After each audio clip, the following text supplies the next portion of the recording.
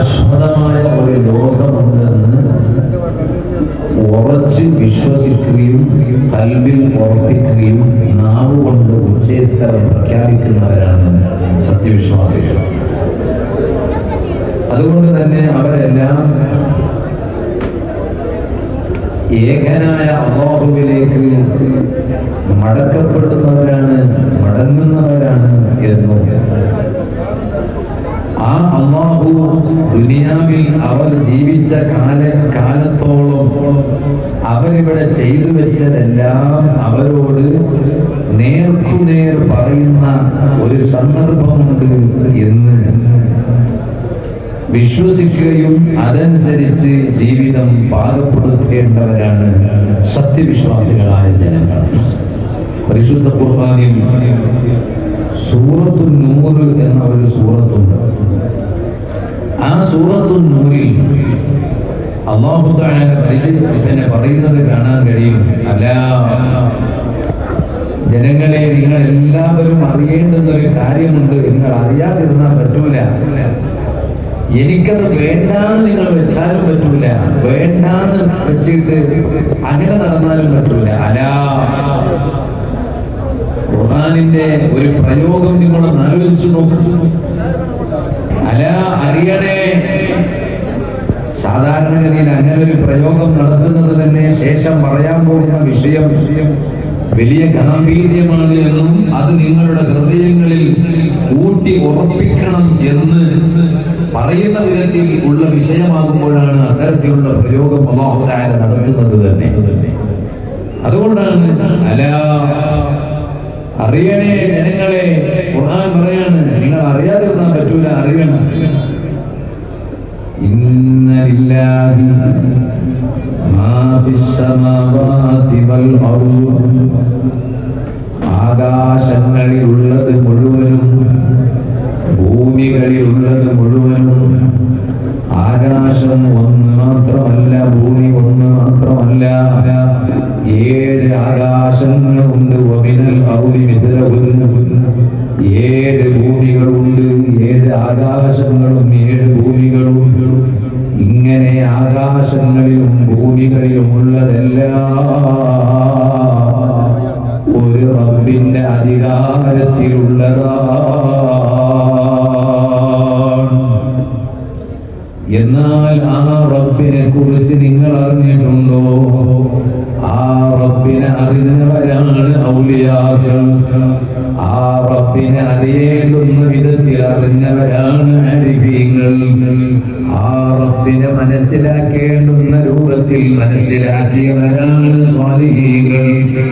അതുകൊണ്ടാണ് അവരുടെ പേരിൽ ഇവിടെ ഉറൂസ് സംഘടിപ്പിക്കുമ്പോൾ ആര് എത്ര ഉറൂസിനെ പരിഹസിച്ചാലും, ഉറൂസ് വേണ്ടാന്ന് വെക്കാൻ നോക്കിയാലും, അതിന് സോഷ്യൽ മീഡിയ ദുരുപയോഗം ചെയ്താൽ, അതിനു വേണ്ടി വേദി ഒരുക്കിയാലും, ഈമാനുള്ള സത്യവിശ്വാസികളെ ഔലിയാക്കളുടെ ചാരത്ത് വന്നിരിക്കുന്നതിൽ നിന്ന് മാറ്റി നിർത്താനോ അടർത്തിയെടുക്കാനോ അത്തരക്കാരുടെ കുൽസിത ശ്രമങ്ങളെ കൊണ്ട് അതാ വിലപേശിയില്ല, ഫലം കണ്ടിട്ടില്ല എന്നതാണ് സത്യം. കാരണം ഈമാനുള്ള ജനങ്ങളെ ഔലിയാക്കളുടെ ദർബാറിൽ കൊണ്ടുവന്നിരുത്തുന്നതാരാണ്? യജമാനനായ റബ്ബാണ്. ആ ഔലിയാക്കളെല്ലാം നാട് കറങ്ങിയവരാണ്. എന്തിനാണ് ചെറുപ്പക്കാരെ നാട് കറങ്ങിയത്? അവിടെ പോയി സെൽഫി ഫോട്ടോ എടുത്ത് വാട്സപ്പിന്റെ സ്റ്റേറ്റസിൽ ഫീഡ് ചെയ്യാനല്ല, പ്രൊഫൈൽ പിക്ചറിൽ സൂക്ഷിച്ചു വെക്കാനല്ല, ഫേസ്ബുക്കിൽ പോസ്റ്റ് ചെയ്ത് എന്തെങ്കിലും എഴുതി വിടാനല്ല, ഇൻസ്റ്റാഗ്രാമിൽ തള്ളിയിട്ട് കുറെ ആളുകളെ കൊണ്ട് കയ്യടി കിട്ടാനല്ല. ഔലിയാക്കളുടെ അമലുകൾ മഹാന്മാര് പറഞ്ഞ കൂട്ടത്തിൽ കിതാബിൽ കാണാം. സ്വർഗത്തിന്റെ വഴി ക്ലിയർ ചെയ്യാൻ ആ ഔലിയാക്കൾ ദുനിയാവിൽ കുറെ യാത്ര ചെയ്തവരാ. എന്തിനാണ് യാത്ര ചെയ്തത്? ആ യാത്രയിലുടനീളം ധാരാളം മഹാന്മാരെ കാണാനാണ്. ഒരു നാട്ടിൽ പോയാൽ അവിടെ കുറെ മഹാന്മാരെ മഹാന്മാരെ കാണുന്നു, അവരിൽ നിന്ന് കുറെ പഠിക്കുന്നു, അവിടുന്ന് കുറെ കഴിഞ്ഞിട്ട് അടുത്ത നാട്ടിൽ പോകുന്നു. അതുകൊണ്ടല്ലേ ചില ആളുകൾക്ക് സിയാറത്തിന് പോകുന്ന സ്വഭാവമുണ്ട്. എപ്പോഴും ഔലിയാക്കളുടെ കാൽക്കീഴിൽ പോകുന്നു, ജീവിച്ചിരിപ്പുള്ള മഹാന്മാരെ കാണാൻ പോകുന്നു, വഫാത്തായ മഹാന്മാരെ കാണാൻ പോകുന്നു. എന്തേ കാരണം? ജീവിച്ചിരിപ്പുള്ളവരിൽ നിന്നും വഫാത്തായവരിൽ നിന്നും പഠിക്കാനുള്ളത് ഒരുപാടുണ്ട്. റജബ് മാസത്തിലല്ലേ ഈ ഉറൂസിന്റെ വേദിയിലുള്ളത്. ആ റജബിൽ ഒരിക്കലും നമുക്ക് മറക്കാൻ പറ്റാത്ത ഇന്ത്യയുടെ സുൽത്താൻ എന്ന പേരിൽ അറിയപ്പെടുന്ന സുൽത്താനുൽ ഹിന്ദ്, പാവങ്ങളുടെ അത്താനി എന്ന പേരിൽ അറിയപ്പെടുന്ന ഗരീബ് നവാസ് ഖാജാ മുഈനുദ്ദീൻ ചിശ്തിൽ നജ്മീരി ഖദ്ദസല്ലാഹു സിർറഹുൽ അസീസ്. രാജസ്ഥാനിന്റെ രാജസ്ഥാനിലെ കാലാവസ്ഥ പ്രതികൂലമാണ്. കടമ്പാറിലെ കാലാവസ്ഥയല്ല. ഇവിടെ വേണമെങ്കിൽ ഒരു ചെറിയ തണുപ്പ് എന്ന് പറയാം. രാജസ്ഥാനിലെ തണുപ്പ് കൊടും തണുപ്പാണ്, ശക്തമായ തണുപ്പാണ്, വറച്ചു പോകുന്ന തണുപ്പാണ്. എന്നാൽ അറിയുമോ നിങ്ങൾക്ക്, ഈ ശക്തമായ തണുപ്പുള്ള സമയത്ത് പോലും ഈ കഴിഞ്ഞ റജബ് 6 രാജസ്ഥാനിലെ വദാ അജ്മീർ ഷരീഫ് എന്ന സ്ഥലത്ത് സുൽത്താനുൽ ഹിന്ദ് ഖാജാ മുഈനുദ്ദീൻ തങ്ങളുടെ ദർബാറിൽ ഒരുമിച്ചു കൂടിയ ഖാജാ തങ്ങളുടെ ആശിഖീങ്ങൾ എത്രയാ. ഒരു ശക്തമായ തണുപ്പ് പോലും അവരെ ആ മഹാനരിൽ നിന്ന് അകറ്റാൻ കഴിഞ്ഞിട്ടില്ല. ഒരു ചൂടിന് പോലും ആ മഹാനരിൽ നിന്ന് ആശിഖീങ്ങൾ അകറ്റാൻ കഴിഞ്ഞിട്ടില്ല. അത്രയും കൊടും തണുപ്പുള്ള സമയത്ത് പോലും സുഹൃത്തുക്കളെ, എത്ര ആളുകളാണ് ഇവിടെ ഒരുമിച്ച് കൂടിയത്. കേവലം മഖാമിന്റെ പരിസരത്ത് മാത്രമല്ല, ഓരോ കെട്ടിടത്തിന്റെ മുകളിൽ നിന്ന് പോലും ആളുകൾ വീക്ഷിക്കുകയാണ്.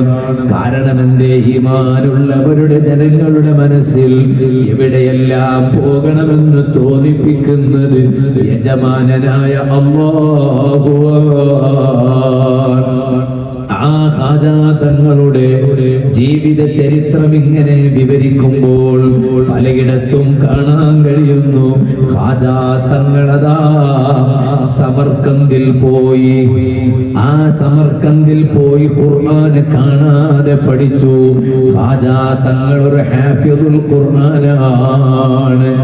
ഇന്ന് പല ഉപ്പമാരുടെയും ഉമ്മമാരുടെയും ആഗ്രഹം മോനൊന്ന് ഖുർആൻ കാണാതെ പഠിച്ച മോനാകണം. അല്ലേ? ഞാൻ ഇന്നും ഇവിടെ വരുമ്പോൾ ഒരു വീട്ടിൽ ചെന്നു. അവിടെ വീട്ടുകാർ പറയണ, ഉസ്താദേ മകൻ ഹിഫ്ള് പഠിക്കാണ്. എവിടെ പഠിക്കുന്നു? കേരളത്തിൽ പഠിക്കുന്നു. ആ ഹിഫ്ള് പഠിച്ച് പൂർത്തിയാക്കാൻ പ്രയാസമുണ്ടെന്ന് പറയുന്നു. പക്ഷേ ഞങ്ങൾക്കൊരാഗ്രഹമുണ്ട്, മോനൊന്ന് ഖുർആൻ 30 ജുസും ഒന്ന് കാണാതെ പഠിച്ചിരിക്കണമെന്ന് ആഗ്രഹമുണ്ട്. കാരണം ഒരു ബാപ്പാക്ക് കിട്ടുന്ന ഏറ്റവും വലിയ പവർ എന്താണ്? ഒരു ഉമ്മാക്ക് കിട്ടുന്ന ഏറ്റവും വലിയ പവർ എന്താണ്? മകൻ ഒരു ഡോക്ടറാണെന്ന് പറയാനല്ല, എഞ്ചിനീയറാണെന്ന് പറയലല്ല, അഡ്വക്കേറ്റ് ആണെന്ന് പറയലല്ല, ചാർട്ടേഡ് അക്കൗണ്ടിന്റെ അതേ അക്കൗണ്ട് ചെയ്ത CA ചെയ്തവന്റെ ബാപ്പയാണ് ഉമ്മയാണ് എന്ന് പറയാനല്ല. അതൊക്കെ അഭിമാനിക്കാൻ പറ്റിയതാണ്, അല്ലാന്നല്ല ഞാൻ പറയുന്നത്. എന്നാൽ ഏറ്റവും കൂടുതൽ അഭിമാനിക്കാൻ പറ്റിയത് ഹാഫിദുൽ ഖുർആൻ. എനിക്കൊരു ആൺകുട്ടിയുണ്ട്, ഖുർആന് 30 ജുസും കാണാതെ പഠിച്ച മോനാണ്. എന്തേ കാരണം? ബാപ്പമാരെ, ഖുർആൻ കാണാതെ പഠിച്ച മകന്റെ ഖൽബിൽ ബാപ്പാനെ ബഹുമാനിക്കണം എങ്ങനെയാണെന്ന ചിന്ത ഉദിക്കൂ, ഉമ്മാനെ എങ്ങനെ ബഹുമാനിക്കണമെന്ന ചിന്ത ഉദിക്കൂ. ഈ അടുത്ത് ഞാനതാ ഒരു സ്ഥലത്ത് വാതിലയൊന്നു, ആ വാതിൽ സ്വാഗതം പറയുന്നു ഒരു ഉസ്താദ്. അദ്ദേഹത്തിന്റെ ഉസ്താദ് പ്രായം ചെന്ന വലിയ മഹാനായിരുന്നു. ആ മഹാനൊരു വഫാത്തായി, അല്ലാഹു അവിടുത്തെ ദറജ വർദ്ധിപ്പിക്കട്ടെ. എന്നിട്ട് ഈ സ്വാഗതം പറയുന്ന ഉസ്താദ് പറയാണ്, ഞങ്ങളെ ഉസ്താദ് ക്ലാസ്സിൽ പറഞ്ഞത് ഞങ്ങൾക്ക് കേട്ടത് ഓർമ്മയുണ്ട്. എന്താണ് കേട്ടത്? ഓർമ്മ ഉണ്ടായത് പിന്നെ വേറൊന്നുമല്ല, ഒരു ബാപ്പ മോനെ എന്ത് ചെയ്തു? നമ്മൾ അശ്രമിച്ച് വരുന്ന അള്ളാഹു ബർക്കത്തെ, അള്ളാഹു സന്തോഷം കൊടുക്കണം. ഞാൻ പിന്നെ ഇവിടെ മൂപ്പര് ML എന്നൊന്നും പറയണില്ല, കാരണം പറയാതെ തന്നെ നിങ്ങൾക്കൊക്കെ അറിയണതല്ലേ. അപ്പൊ അതുകൊണ്ട് മൂപ്പര് ഇവിടെ വരുന്നത് ഒരു ML ആയിട്ടൊന്നുമല്ല, മൂപ്പർ നാട്ടുകാരനാണ്. ഔലിയാക്കളുടെ സദസ്സിൽ ഒന്ന് കൂടാനാണ് വരുന്നത്.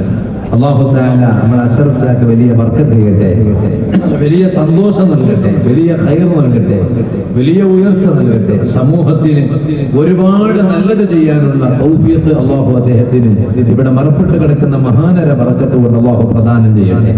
അപ്പൊ ഞാൻ പറഞ്ഞ വിഷയം മറക്കണ്ട. ഒരു ബാപ്പാന്റെ ഏറ്റവും വലിയ ആഗ്രഹമായിരുന്നു എന്റെ മോന് ഒരു ഡോക്ടർ ആകണം. ബാപ്പ ആരായിരുന്നു എന്നറിയോ? എന്നൊക്കെ ബാപ്പ ഒരു കർഷകനായിരുന്നു. കർഷകൻ എന്ന് പറഞ്ഞാൽ മനസ്സിലായോ? എന്താ കൃഷി ചെയ്യുന്ന അല്ലേ? റൈത്ത എന്ന് പറയും കന്നഡത്തിൽ. അപ്പൊ ബാപ്പ കർഷകനായിരുന്നു. ആ ബാപ്പാന്റെ വലിയ ആഗ്രഹമായിരുന്നു എന്റെ മോനെ ഒന്ന് ഡോക്ടറാക്കണം. അങ്ങനെ ബാപ്പ കണ്ടത്ത് പണിയെടുത്ത്, പാടത്ത് പണിയെടുത്ത്, ഗದ್ದಯಲ್ಲಿ ಕೆಲಸ ಮಾಡಿ കഠിനവാദ പ്രയത്നമെന്ന് പട്ടു ഒരുപാട് അധ്വാനിച്ച് മോനെ എങ്ങനെയെങ്കിലും ആക്കിയിട്ടൊന്ന് ഡോക്ടറാക്കി എടുത്ത്. അങ്ങനെ മോൻ ഡോക്ടറായപ്പോ മോന്റെ കൂടെ പഠിച്ച മറ്റു ഡോക്ടർമാരുണ്ടല്ലോ, ഓരൊക്കെ ഒന്നിച്ചിങ്ങനെ നടന്നു പോകുമ്പോ ബാപ്പ അവിടെ കണ്ടത്ത് പണിയെടുക്കണം, പാടത്ത് പണിയെടുക്കണം, ഗദ്ദയിൽ കൈസാക്കുന്നു. അപ്പൊ ഇത് കണ്ടപ്പോ കൂടെയുള്ള കൂട്ടുകാരായ ഡോക്ടർമാരെ അയാൾ മോനായ ഡോക്ടറോട് ചോദിച്ചു, അതാരാന്ന് ചോദിച്ചു. ചില സമയത്ത് മക്കൾക്ക് സ്വന്തം ബാപ്പാന്റെ പറഞ്ഞു പോയാൽ സ്ഥാനം കുറഞ്ഞു പോകുമോന്നൊരു ചിന്ത ഞാൻ ആരുടെയും കൽവ് വേദനിപ്പിക്കാൻ പറയല്ല. ഇക്കാലത്ത് ചില മക്കളെ മനസ്സിൽ ഉദിക്കുന്നുണ്ടോ എന്ന ഒരു സംശയമാണ്. ഞാൻ സത്യം പറയാം മോനെ, എന്റെ യുവാക്കളോട് ഞാൻ പറയട്ടെ, എന്റെ അച്ഛന്മാരോട് പറയട്ടെ, ബാപ്പ എങ്ങനെയുള്ള ബാപ്പയായാലും, കൂലിക്ക് പണിക്ക് പോകുന്ന ബാപ്പയായാലും അതൊരു ചെറിയ പണിയാണോ? നിങ്ങളൊക്കെ വലിയ എഞ്ചിനീയർ ആക്കിയതും, വലിയ ഡോക്ടർ ആക്കിയതും, അഡ്വക്കേറ്റ് പ്രൊഫഷണൽ വിദ്യാർത്ഥിയാക്കിയതും, വലിയ ആളാക്കിയതൊക്കെ ആ കൂലിക്ക് പണിക്ക് പോയിട്ടാണെന്ന ബോധത്തിന് നൽകി വേണം. ഇപ്പോൾ ഈ വലിയ ഒരു പ്രൊഫഷണൽ വിദ്യാർത്ഥിയാകുമ്പോ, ഈ വലിയ ആളായപ്പോ ഇപ്പോൾ ഇതിന്റെ ബാപ്പ ഒരു കൂലിക്ക് പണിക്ക് പോകുന്ന ഒരു ബാപ്പാന്റെ മോനാണെന്ന്